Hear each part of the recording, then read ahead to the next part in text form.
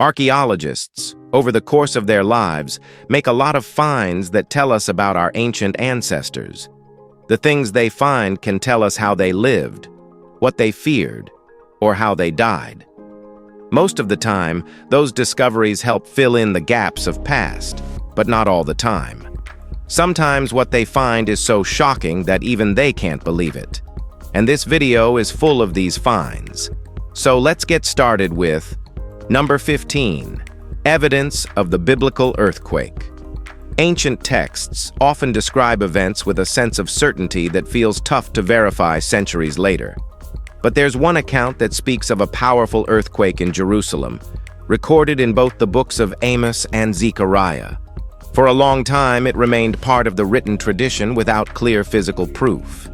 But that began to change in 2021 when archaeologists examined a layer of ruins in the Silwan neighborhood. What they found wasn't dramatic at first glance. There was damaged pottery, shifted stones, and broken structures. But the pattern told a specific story. There were no signs of fire, no evidence of flooding, just a sudden disruption consistent with seismic activity. Similar findings in Megiddo, located miles away, pointed toward the same event. If both sites were affected by a single quake, its scale must have been immense. It's one of those moments where written history and physical evidence begin to align, even if only partially. Number 14. Pre-kin fruit wine from the Bai tomb. Well, now everyone has their own opinions when it comes to wine, and most debates circle around Europe or the New World. And China rarely gets much attention, which feels strange once you realize how far back its winemaking tradition goes. Back in 2021, archaeologists opened a tomb in Henan province and found 8 bronze vessels, each holding traces of a clear liquid. It took months of testing before experts confirmed what they were looking at, a form of fruit wine dating back roughly 3,000 years to the Zhou state period. That pushes Chinese winemaking far earlier than previously proven, beating earlier discoveries by nearly 8 centuries. These vessels weren't random storage either. They were carefully placed in a burial context, suggesting ceremonial or symbolic importance. There's something oddly personal about it, imagining a drink prepared for the afterlife. Well, long before modern labels and vast vineyards, people were already experimenting and preserving flavors and attaching meaning to what they poured. Number 13. The elongated skulls of Croatia. Every so often, archaeologists discover something that looks almost too strange to be real, and these long skulls fall squarely into that category. Found around the world, including Croatia, these remains have sparked all kinds of speculation, from ancient rituals to more imaginative theories. The truth, however, is both simpler and weirder. These shapes weren't natural, they were created intentionally. From a young age, kids' skulls were bound or compressed using cloth or rigid materials, gradually altering their shape as they grew. The result is a distinct, elongated form that would have marked someone as part of a particular group or social identity. Why go through such effort? That part isn't fully clear. It may have been tied to status, beauty, or belief systems that valued physical distinction. What's clear is that it wasn't isolated. Similar practices appeared across different continents, separated by time and distance. That shared idea, emerging independently, says something interesting about how cultures shape identity. Number 12. Our Lady of Akita. In a quiet convent in Akita, Japan, this wooden statue has gained a reputation that stretches far beyond its simple appearance. This 1960s-made statue depicts the Virgin Mary, which is very unusual in a country where such imagery isn't common. What followed, however, is what drew attention. Reports began to surface in the early 1970s describing the statue behaving in ways that defy easy explanation. Witnesses said it wept, bled, and even appeared to sweat. Some went further, attributing healings to its presence.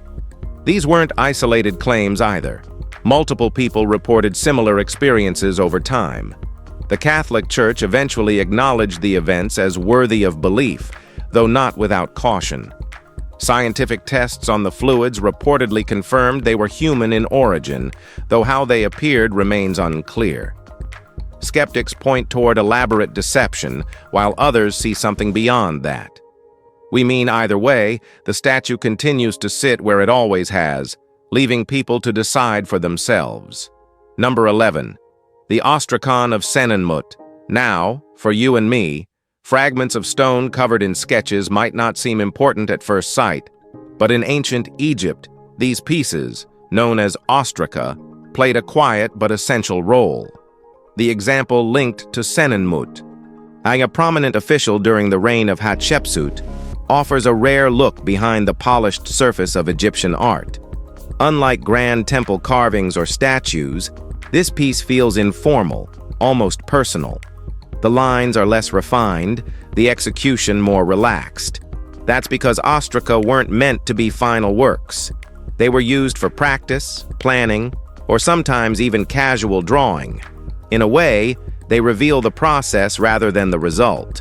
Seeing something connected to a figure like Senenmut adds another layer, hinting at the human side of individuals often remembered only through titles and achievements.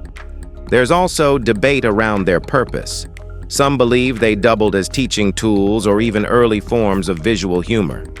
Whatever the case, they capture something rare, the unfinished side of history. At number 10, the liver of Piacenza. At first sight, it looks like a bronze model of a liver, oddly detailed and divided into sections. But this small artifact carries a weight far beyond its size. Created by the ancient Etruscans over 2,000 years ago, it offers a glimpse into a culture that has largely slipped through the cracks of history.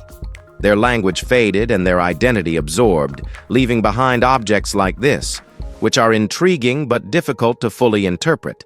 The markings across its surface are believed to represent the sky, with different regions assigned to various deities. This wasn't just an object, it was likely a tool used in divination, helping priests interpret signs from animal organs during rituals. That practice may seem strange now, but for them, it was a way of understanding the world. And the frustrating part is how much has been lost. Without a complete grasp of their beliefs and language, the finer details remain out of just reach. What survives is only part of the story. Number 9. The ancient wooden tridents of England. Most people think of Aquaman when they see these, but the truth is far weirder than Marvel. These ancient wooden tridents don't fit neatly into any explanation, and that's exactly what makes them so fascinating. These objects are large, solid, and carefully carved, with 3 blunt prongs stretching from one end, almost like they were designed for something important, just not something obvious. Dating back around 6,000 years, they come from a time when tools were usually simple and purposeful, but they don't cooperate. Too bulky for fishing, too clumsy for digging, and not nearly sharp enough to be useful weapons. And yet, they weren't thrown together. The craftsmanship shows clear intent, repeated design, and skill. Multiple examples have been uncovered, which rules out coincidence entirely. So what were they for? That's where things go quiet. Some guess structure, some say ritual, but no one knows the truth. Number 8. The Osiris statuettes of Karnak is known for its scale. Big columns, towering statues, and structures built to overwhelm. That's why this discovery feels different. Instead of something grand, archaeologists uncovered a collection of small, carefully crafted statuettes buried near the Temple of Ptah. There were 14 figures of Osiris, along with other smaller pieces, all placed together with clear intention. Their size suggests something personal rather than monumental. And these weren't built to impress crowds. They were likely offerings left behind with purpose. Some believe they were placed during construction, others think they were brought later by individuals seeking favor, protection, or healing. What makes them stand out is their level of detail. These aren't rough objects. They were made with care, which hints at their importance. Their placement near the temple doesn't feel accidental, yet it doesn't fully explain their role either. Sometimes the smallest discoveries raise the biggest questions, simply because they don't fit neatly into what we actually expect. Number 7. Ancient Egyptian stone. Headrests. Comfort means something very different depending on where you're living. For the ancient Egyptians, a soft pillow wasn't the goal. Instead, they rested their heads on stone supports, objects that look more like tools than anything meant for sleep. These headrests held the neck elevated, keeping the head lifted rather than cushioned. At first, it sounds uncomfortable, almost impractical, but there was thought behind it. Raising the head allowed air to circulate, offering relief from the heat, especially in a climate where nights didn't always bring much coolness. Still, that's only part of the story. Many of these headrests were engraved with protective symbols or linked to deities like Bez, believed to guard sleepers from harm. That adds a layer beyond physical function. They weren't just about rest, they carried meaning. For thousands of years, this practice continued, suggesting it wasn't questioned.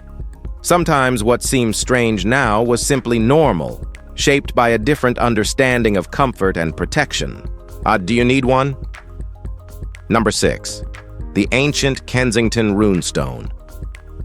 Well, there are plenty of stories about Vikings reaching deep into North America that have always hovered somewhere between accepted history and speculation.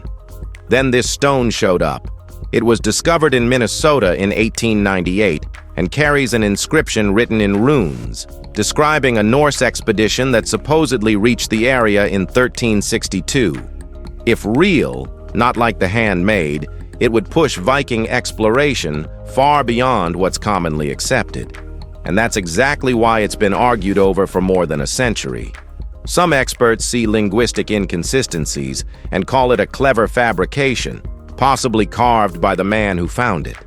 Others insist the details are too specific to dismiss so easily. The divide hasn't narrowed much over time. Locals, however, have embraced it fully, are treating it as a piece of their identity. A large replica even marks the claimed discovery site. Whether real or not, the stone refuses to fade into the background. What do you think about it? Do you believe it? Well, drop your theory down below. Now, let's head over to number 5, the Chanquillo Solar Observatory. Well now, this discovery is beyond words. High in the Peruvian desert, the site of Chanquillo doesn't immediately reveal everything it holds. At first sight, it appears to be a fortified complex, complete with spaces for living and gathering. But a closer look at the 13 towers lining the ridge tells a different story. These structures weren't placed randomly. They form a precise alignment that allows the movement of the sun to be tracked across the year. From designated observation points, the rising and setting sun would pass directly over specific towers, marking seasonal changes with surprising accuracy. This discovery shifts how the site is understood, suggesting it functioned as a solar observatory more than 2,000 years ago. That places its builders far ahead in astronomical awareness. Long before the Inca refined their own systems, people here were already studying the sky with intention. It leaves open a quiet possibility that knowledge once thought unique may have deeper roots. Now let's move to number 4. The asphalt-coated skull from Nahal Hemar Cave. Discoveries from ancient burial sites often raise questions, but this one does more. Found deep within a desert cave, this human skull dates back around 9,000 years. What makes it unusual isn't the age, it's what was done to it. And the back of the skull is coated in a thin layer of asphalt, applied and then shaped into a mesh-like pattern. That level of detail suggests intention, not accident. It wasn't preserved this way by luck. Someone worked on it deliberately. The people believed to be responsible, the Natufians, are known to have practiced forms of ancestor veneration. This skull might have played a role in that. possibly used as a way to represent lineage or status.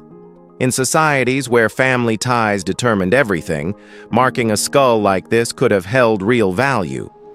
Still, without written records, much of this remains interpretation. The design is clear, the purpose less so, leaving behind something both fascinating and unresolved. Number 3. The hidden stairway of the Giza Plateau. Stories about a lost fourth pyramid at Giza have circulated for years, and often dismissed as fake. Then something unexpected appeared. A staircase carved deep into the limestone beneath the plateau. This wasn't a shallow structure. It descends over 100 feet below ground, leading into a hidden network that remained untouched until recently. What lies below feels less like an extension of the pyramids and more like a world deliberately concealed. Flooded chambers stretch into darkness. Carefully carved niches line the walls, many holding granite and basalt sarcophagi, all opened long ago. Whatever was buried here didn't stay that way. One coffin stands out, covered in deeply etched markings. Some have gone as far as linking it to Osiris, though that idea doesn't hold up under scrutiny. Access to the site is restricted, which only deepens the intrigue. There's no clear explanation for why this place exists, or why it remains so closely guarded. Sometimes the mystery isn't what's found, but what's kept just out of reach. Number 2. The Tamil Bell. Sometimes an object appears in a place where it simply doesn't belong, and the Tamil Bell is a perfect example of that. Discovered in New Zealand in the 19th century, it carries an inscription in Old Tamil script, something you'd expect to find in South India, not halfway across the world. The text identifies it as belonging to a ship, immediately suggesting a connection to maritime travel. That alone opens the door to several possibilities. Could sailors from distant regions have reached New Zealand long before recorded contact? Or did the bell arrive later, carried by trade or drifting from a lost vessel? The age of the inscription suggests it wasn't recent, which only deepens the mystery. There's no supporting evidence of a larger presence, no clear trail to follow. Just this single object, sitting far from where it was made. It doesn't prove a theory, but it certainly challenges assumptions about how connected the ancient world might have been. Number 1. Queswachaka Bridge high in the Andes. There's a rope bridge that stretches across the Apurimac River, and what makes it special isn't just how old it is, but how it's kept alive. The Queswachaka Bridge has been rebuilt year after year for centuries, using the same techniques passed down through generations. They don't use machines or shortcuts, just people working together. Every year, communities gather and start from scratch. Grass is braided into thick ropes. The old bridge is carefully taken apart, and a new one is built in its place. It takes about 4 days, and by the end, it's not just a structure, it's a shared effort. Walking across it today, there's a strange feeling under your feet. It moves slightly, reminding you that this isn't permanent steel or concrete. It's something living, something renewed again and again. And maybe that's the real point. Not just building something that lasts, but building something worth rebuilding. Well, hope you found this video interesting. Thanks for watching, and like and subscribe. We'll see you soon.